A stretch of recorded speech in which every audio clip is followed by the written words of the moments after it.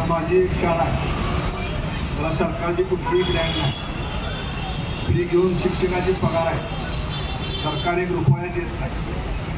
त्या शाळेत सुद्धा जर कुठल्या विद्यार्थ्याला प्रवेश पाहिजे असेल त्यांच्याकरता 100तल्या 25 जागा सरकारने राखीव ठेवली.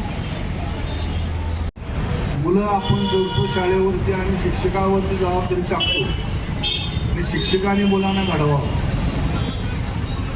मग पालक म्हणून, आई वडील म्हणून माझं काम काय, माझं कर्तव्य काय असं विचार. आर्किटेक्ट म्हणून महिला मोठ्या प्रमाणात बाहेर पडत आहेत. म्हणजे सगळ्या क्षेत्रामध्ये मुली पुढे येत आहेत, वैमानिक म्हणून येत आहेत, शास्त्रज्ञ म्हणून येत आहेत. इस्रोमध्ये जर आपण बघितलं तर पुरुषाच्या बरोबरीने शास्त्रज्ञ महिला आहेत. मुलं आपण जोडतो शाळेवरती आणि शिक्षकावरती जबाबदारी टाकतो आणि शिक्षकाने मुलांना घडवावं.